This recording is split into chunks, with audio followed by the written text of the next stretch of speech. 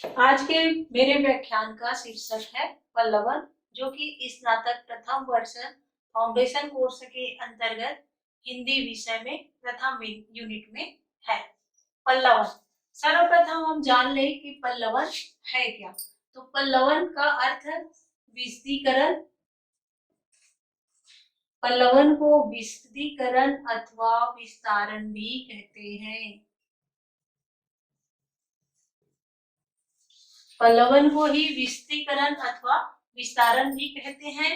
पल्लवन का अर्थ होता है विकास करना अथवा बढ़ाना।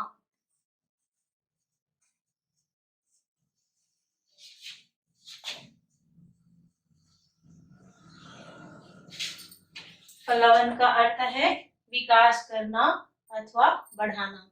इसको समझ लेते हैं। पहले सर्वप्रथम हम जब मिट्टी में एक बीज बोते हैं तो वह बीज वायु, धूप और हवा के संपर्क में आके एक पहले पौधे का रूप लेता है, फिर उसके बाद एक विशाल वृक्ष बन जाता है। तो एक बीज वायु, धूप और हवा के संसर्ग में आके पहले एक पौधे का रूप लेता है, फिर एक विशाल वृक्ष में जिस तरह परिवर्तित हो जाता है, उसी तरह कुछ विद्वान और लेखक अति अल्प शब्दों में अनेक अति अल्प शब्दों में गूढ़ बातों को भी कह देते हैं, जिसमें बहुत विस्तार से उसका अर्थ होता है। जैसे कि महाकवि बिहारी। महाकवि बिहारी के बारे में कहा जाता है कि इन्होंने अपनी कविताओं में गागर में सागर भर दिया है। गागर में सागर भर दिया है।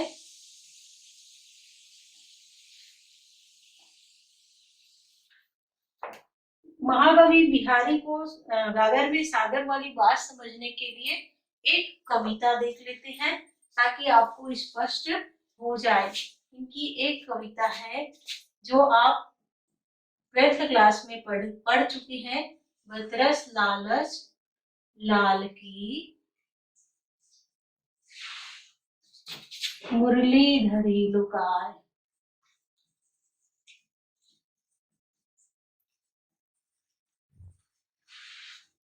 सम करे भौहनी हसे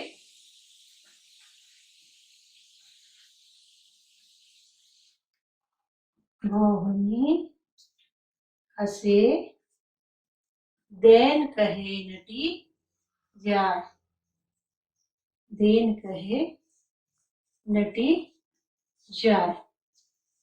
बतरस बत मने बात, रस मने आनंद, लाल अर्थात कृष्ण। कृष्ण के बातों का आनंद लेने के लिए, इस कविता का अर्थ है कृष्ण के बातों का आनंद लेने के लिए उसके लालच में राधिका जो है मुरली धरी लुकाए, मुरली को छुपा लेती है। मुरली को छुपाने के बाद कृष्ण को पता चल जाता है, तो कृष्ण राधिका से मुरली मांगते हैं। तो सौह करे भौनी हसे। सौह करे माने सौह अर्थात सौगंध खाती है कि मैंने मुरली नहीं पकड़ी है, लेकिन वो भावों को भवनी हसे अर्थात भावों को ऊपर चढ़ा के हंस भी देती है, जिससे कृष्ण को पता चल जाता है कि मुरली राधिका ने ही छुपाया है। तो देन कहे नटी जाए। उसके बाद कृष्ण देने के लिए कहते हैं, तो राधिका नट देती है अर्थात मना कर देती है कि मैं मुरली नहीं दूंगी। इस दो लाइन के दोहों में, दो पंक्तियों में, दो लाइन में महाकवि बिहारी ने इतनी सारी बातों को रख दिया है। इसीलिए कहा जाता है कि महाकवि बिहारी ने अपनी कविताओं में गागर में सागर भर दिया है। पल्लवन भी कुछ इसी तरह का होता है। कुछ शब्दों में, अल्प शब्दों में, या कुछ सूक्ति या लोकोक्ति या मुहावरे में, एक छोटे से बात में अनेक शब्दों को व्यक्त कर देना, अनेक भावों को व्यक्त कर देना ही पल्लवन कहलाता है।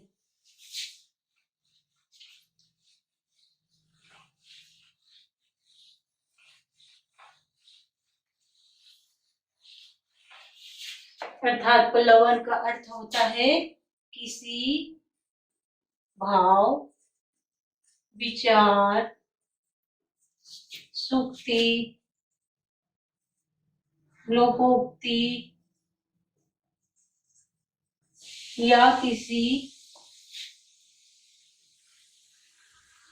पंक्ति का विस्तार करना, विस्तृत अर्थ प्रदान करना।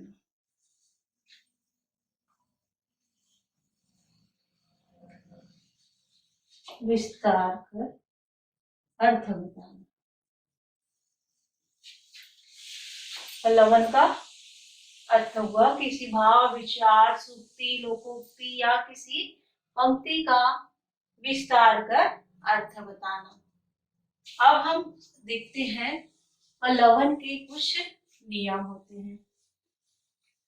पल्लवन में कुछ बातें जो बहुत आवश्यक है, जो किसी व्यक्ति विशेष का परिचायक है। तो पहला तो ये है कि किसी व्यक्ति का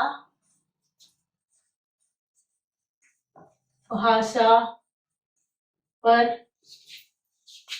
अधिकार का परिचायक है। पल्लवन अधिकार का परिचायक।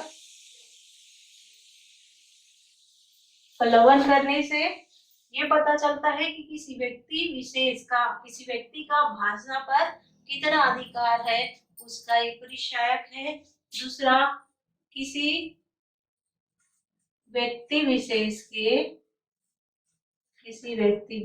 के अभिव्यक्ति क्षमता का परिचायक।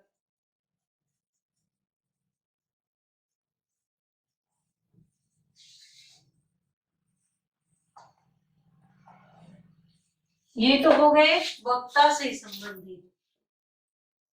ये हो गया पल्लवन करने वाले वक्ता से संबंधित किसी व्यक्ति का भाषा पर अधिकार का परिचायक या किसी व्यक्ति विशेष के या वक्ता के अभिव्यक्ति क्षमता का परिचायक। लेकिन श्रोता से संबंधित है कि किसी व्यक्ति की बोधगम्यता का परिचायक। अर्थात वक्ता ने तो कह दिया, लेकिन श्रोता ने कितना उसको समझा, बोध बने समझ, उस वक्ता ने उस बात को, उस अति अल्प शब्द को, सुक्ति को, मुहावरे को, जिसको पल्लवन करना है, उसको कितना समझा, उसकी बोधगम्यता का पता चलता है। अब देखते हैं पल्लवन करने के नियम।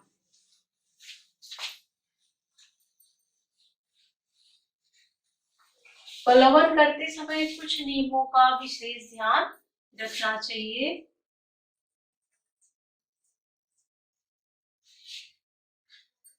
जैसे मैंने पीछे बता दिया है कि पल्लवन किसी सुक्ति, भाव या विचार का विस्तार करना ही है। तो किसी सुक्ति या भाव को पल्लवन करने के पहले क्या क्या उसके नियम है, उसको समझ लेना आवश्यक है। सबसे पहले तो किसी सुक्ति दिया गया है, उसके मूल भाव को, मूल अर्थ को समझना। सबसे पहले मूल अर्थ को समझना चाहिए कि पल्लवन करने के लिए यदि कोई वाक्य दिया गया है या लोकोक्ति है, मुहावरा है, उसमें उसका मूल अर्थ क्या है, उसको सर्वप्रथम समझ लेना चाहिए। फिर उसके बाद अर्थ को समझ लिए तो फिर अर्थ को समझने के पश्चात समझकर उस पर चिंतन मनन करना चाहिए। चिंतन मनन करना, सब मूल अर्थ को समझने के पश्चात क्या करना चाहिए? चिंतन मनन करना चाहिए। उसमें निहित भाव को भी समझना चाहिए। निहित भाव को समझना। चिंतन मनन करने के पश्चात निहित भाव को समझना। फिर उसके बाद यदि उस सुक्ति में या उस विचार में का उद्देश्य या प्रसंग क्या है उसको भी समझना आवश्यक है।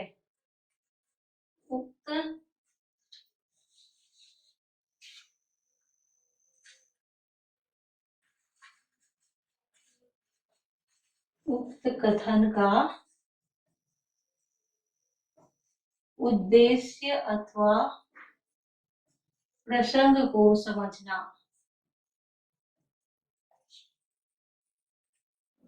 प्रसंग को समझना। उस उक्ति में या उस सुक्ति में का क्या उद्देश्य है या उसका प्रसंग क्या है उसको समझ लेना। और उसी सुक्ति का अगला है, उसी सुक्ति का अन्य विद्वान जो है क्या भाव या अर्थ ग्रहण करते हैं उसको भी समझना। अन्य विद्वान उस उक्ति का क्या भाव ग्रहण करते हैं वो भी ध्यान रखना चाहिए। ध्यान रखना चाहिए। उसके बाद आगे देखेंगे कि पल्लवन करते समय हमेशा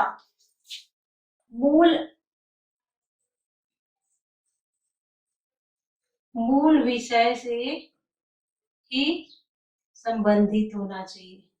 हमारे जो विस्तारण है, विस्तारण करेंगे हम, वो मूल विषय से ही संबंधित होना चाहिए। अगला है पल्लवन या विस्तारण हमेशा अन्य पुरुष में किया जाता है। हमेशा अन्य पुरुष में पल्लवन हमेशा अन्य पुरुष में किया जाता है।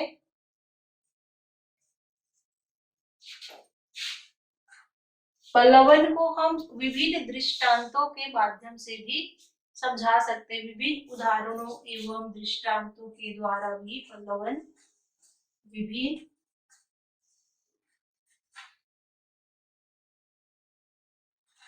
उदाहरणों एवं दृष्टांतों के माध्यम से बात को रखना, ये माध्यम से विस्तारण करना।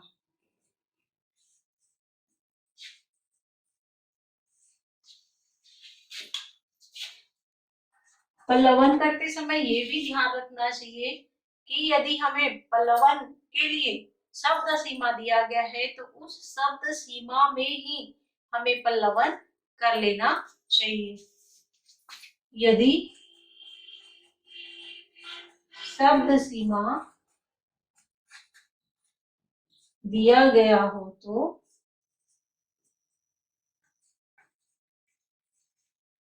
उसमें ही, उसके अंतर्गत ही विस्तारण करना चाहिए। शब्द सीमा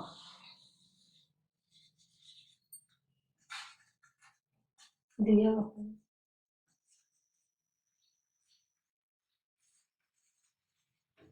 उसका ध्यान रखना। अनावश्यक और अप्रासंगिक बातों को पल्लवन नहीं होना चाहिए। पल्लवन करते समय ध्यान रखना चाहिए कि उसमें अनावश्यक या अप्रासंगिक बात ना हो। अनावश्यक या अप्रासंगिक ना हो। अप्रासंगिक बातें ना हो। अगला है भाषा हमेशा सरल और सुबोध होना चाहिए। भाषा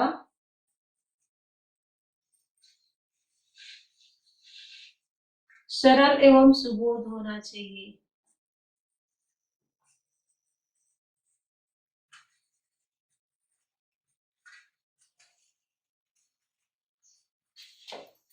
भाषा सरल और सुबोध होना चाहिए।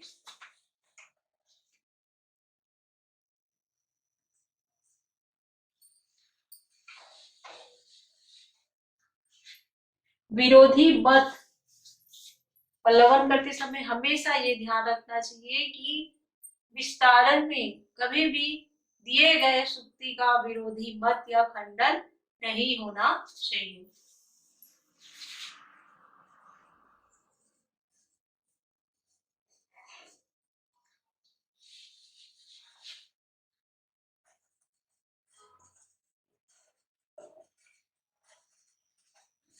नहीं होना चाहिए विरोधी मत या खंडन।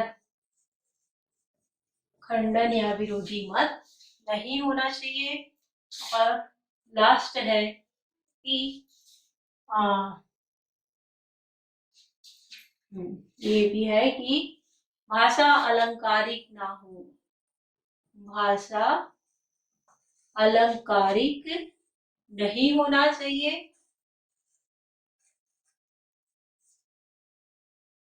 अलंकारिक कहने का अर्थ कठिन, दुरूह, दुरूह नहीं होना चाहिए। इसके बाद सबसे लास्ट, जब हम पल्लवन कर चुके हो, विस्तारण कर चुके हो, तो एक बार उस विस्तारण को फिर से पढ़ना चाहिए और यदि उसमें कोई व्याकरणिक त्रुटि हो तो उसे सुधार लेना चाहिए। अंत में पढ़कर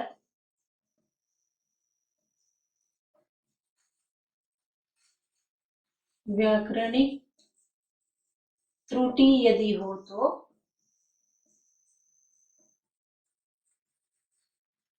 सुधार लेना चाहिए। ये हो गए पल्लवन के नियम। सर्वप्रथम एक बार फिर से देखते हैं पल्लवन करते समय हमें क्या क्या बातों का ध्यान रखना चाहिए। सर्वप्रथम दिए गए सूक्ति का मूल अर्थ को समझ लेना चाहिए। मूल अर्थ को समझने के बाद उस पर चिंतन मनन करना चाहिए। चिंतन मनन करके उसका निहित भाव क्या है उसको समझ लेना चाहिए। फिर उसके बाद उक्त कथन में उक्त सूक्ति का उद्देश्य या प्रसंग को भी समझ लेना चाहिए। और उसके बाद अन्य विद्वान उस कथन या उस सूक्ति पर अपने क्या भाव या विचार रखते हैं उसको भी ध्यान में रखना चाहिए। और ध्यान रखना चाहिए कि विस्तारण करते समय मूल विषय से भटके ना, मूल विषय से ही संबंध हो, उससे भटकना नहीं चाहिए। और पल्लवन हमेशा अन्य पुरुष में होता है। 3 पुरुष है हमारे हिंदी में, तो उस उत्तम पुरुष, मध्यम पुरुष और अन्य पुरुष, तो अन्य पुरुष में ही पल्लवन किया जाता है। उसके बाद आगे याद ध्यान रखेंगे पल्लवन करते समय यदि कोई विभिन्न उदाहरण आते हैं, दृष्टांत आते हैं, तो उसको भी विस्तारण में स्थान देना चाहिए।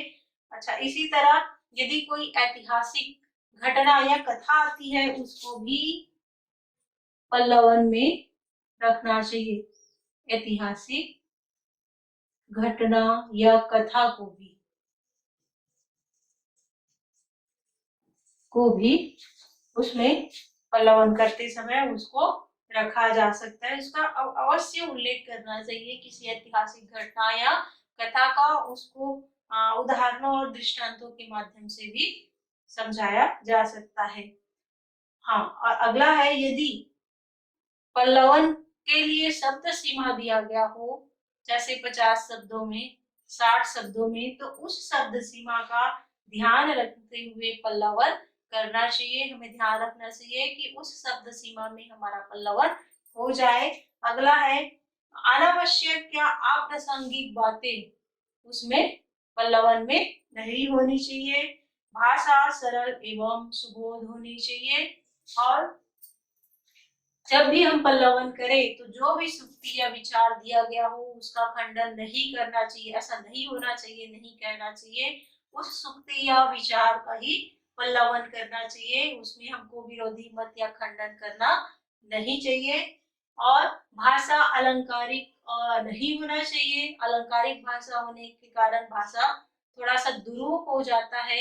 सामान्य सरल शब्द उसमें नहीं होता, जिसके कारण हर कोई उसको समझ नहीं पाता है। तो पल्लवन करते समय इस बात का ध्यान रखना चाहिए कि भाषा हमेशा सरल और सुबोध हो। और अंत में जो भी पल्लवन किया गया हो, विस्तारण हम जिस सूक्ति का किए हैं उसको एक बार पूरी तरह पढ़ ले। और पढ़ने के बाद उस आलेख को हम पूरी तरह पढ़ ले। और पढ़ने के बाद यदि उसमें किसी भी प्रकार की व्याकरणिक त्रुटि हो तो उसको हम सुधार ले। ये है पल्लवन। पल्लवन का ये नियम यहाँ समाप्त होता है। अब आगे हम देखते हैं कि हमको लगता है ये पल्लवन और व्याख्या तो एक जैसा है। जिस तरह हम व्याख्या करते हैं वैसा ही पल्लवन ही है। तो क्या पल्लवन और व्याख्या एक है? तो नहीं, पल्लवन और व्याख्या में थोड़ा अंतर होता है, उसको भी हम देख लेते हैं।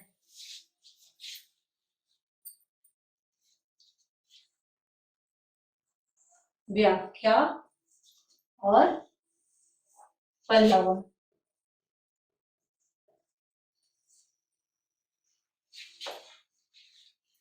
पल्लवन और व्याख्या में अंतर भी पेपर में पूछा जाता है। लगभग एक ही है पर उसमें कुछ अंतर है, वो उस अंतर को हम देख लेते हैं। सर्वप्रथम व्याख्या जब हम करते हैं तो बिना संदर्भ प्रसंग को जाने हम व्याख्या नहीं कर सकते। बिना संदर्भ प्रसंग को जाने व्याख्या नहीं कर सकते।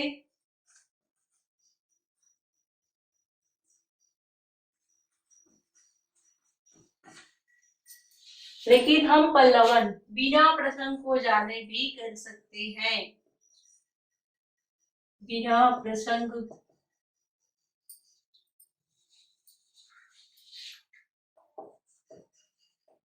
प्रसंग को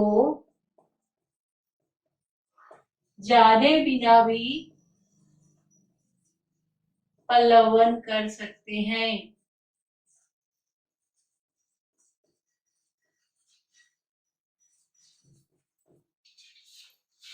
दूसरा है व्याख्या व्यक्तिगत विचार या भाव का भी हो सकता है। व्याख्या जो है व्यक्तिगत विचार या भाव का भी हो सकता है।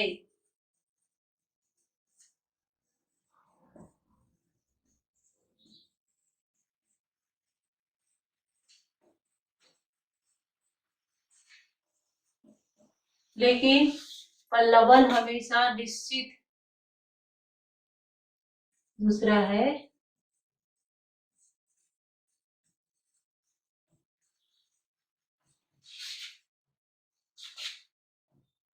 निश्चित तथ्यों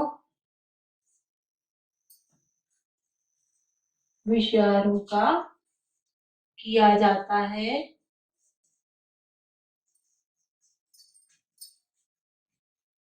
जो सार्वभौमिक और सर्वकालिक है। जो सार्वभौमिक और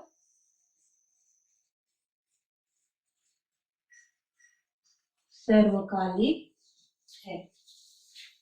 पल्लवन हमेशा निश्चित तथ्यों विचारों का किया जाता है जो हमेशा सार्वभौमिक और सर्वकालिक होता है। तीसरा अंतर है व्याख्या का हम विवेचन एवं विश्लेषण कर सकते हैं। विवेचन एवं विश्लेषण कर सकते हैं, खंडन भी कर सकते हैं। विरोधी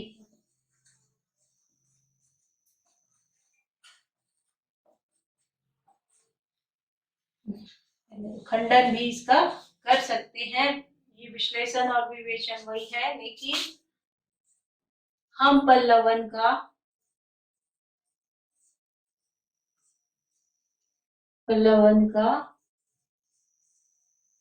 खंडन एवं विश्लेषण नहीं कर सकते। विश्लेषण नहीं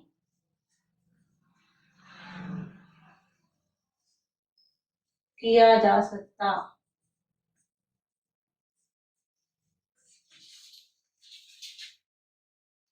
ये है व्याख्या और पल्लवन में अंतर। एक बार फिर देख लेते हैं व्याख्या और पल्लवन में क्या अंतर है। व्याख्या हम 12th तक व्याख्या पढ़ते हैं गद्यांश पद्यांश का, तो वैसा ही है। बिना संदर्भ प्रसंग को जाने बिना हम व्याख्या नहीं कर सकते, ये व्याख्या का है। और पल्लवन, हम बिना प्रसंग को जाने बिना भी पल्लवन कर सकते हैं। पल्लवन करना संभव है बिना प्रसंग को जाने बिना भी, लेकिन व्याख्या बिना संदर्भ प्रसंग को जाने बिना व्याख्या नहीं हो सकती। दूसरा अंतर है, व्याख्या जो है व्यक्तिगत विचार या भाव पर भी किया जा सकता है। व्याख्या जो है व्यक्तिगत विचार या भाव पर भी किया जा सकता है, लेकिन पल्लवन जो है हमेशा निश्चित तथ्यों और विचारों का ही किया जाता है, जो हमेशा सार्वभौमिक और सर्वकालिक है। तीसरा अंतर है, व्याख्या का हम विवेचन एवं विश्लेषण कर सकते हैं, खंडन कर सकते हैं, यदि विरोधी मत हो तो भी उसको दे सकते हैं, लेकिन पल्लवन का खंडन एवं विश्लेषण नहीं किया जा सकता। ये हुआ व्याख्या और पल्लवन पर अंतर। हमने आज पढ़ा पल्लवन का अर्थ, पल्लवन का नियम, उसके बाद पल्लवन के लिए पल्लवन और व्याख्या में अंतर। आज का हमारा क्लास इतना ही। अगले क्लास में हम कुछ पल्लवन के उदाहरण पढ़ेंगे।